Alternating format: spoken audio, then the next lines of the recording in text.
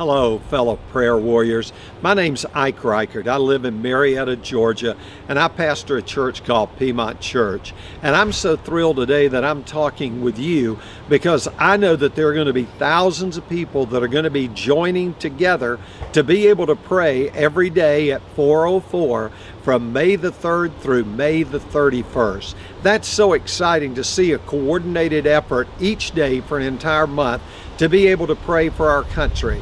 And you know, there's so many other wonderful things that are going on with prayer. A dear friend of mine who's been a prayer mentor to me is 95 years old.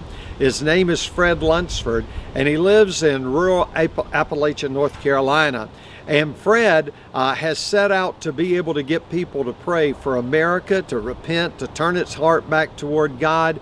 And originally, he wanted 100 preachers to be praying on May the 5th. Well, with the COVID-19, it changed everything. So today, instead, as of today, there's 125,000 people that have signed up. Now, this is a preacher with no social media background, no opportunity to do that at 95 years old and blind. Brother Fred just set out to get people to praying. So that's going to be on May the 5th. But I wanted to share with you his story to me of why he's such a praying man. He said when he was around 5 or 6 years old that one day he had walked away from his parents. They were there on a little farm, and he walked over to what he called a laurel thicket. And he said that he could hear a noise inside the thicket. And he said he knew what animals sounded like, so he knew it wasn't an animal. And he said he got down and he crawled into that thicket very quietly. And he said that he recognized that there was a man that was lying inside that thicket. And he recognized the man as a preacher that was there in his community. And he said as he sat there as this little boy, he heard this preacher begging God to touch America, begging God to bring revival to America.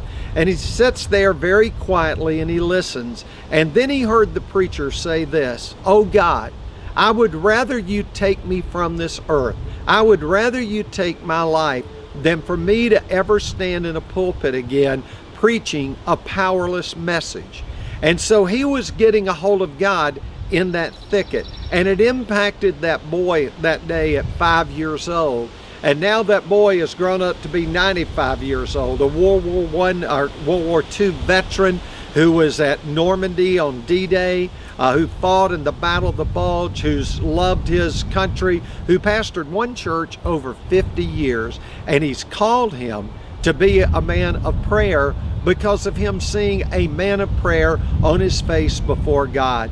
Well, I'm praying that the 404 Prayer Initiative is going to do the same thing for a lot of our churches. I don't want to walk into a pulpit as a powerless preacher. I don't want my church to be powerless. And here's what I know from another one of my prayer mentors through reading his books. E.M. Bounds said, "A man is what he is on his knees before God, and that's all that he is." And so we need to be people of prayer. We need to be committed. We need to exercise 1 Thessalonians chapter 5, verse 17, where we're told that we are to pray without ceasing. I'm so honored to join Brian Beloy and all the others of you in this prayer effort. And I called you prayer warriors in the beginning, and God knows that America needs prayer warriors today, and I'm honored to be counted among you.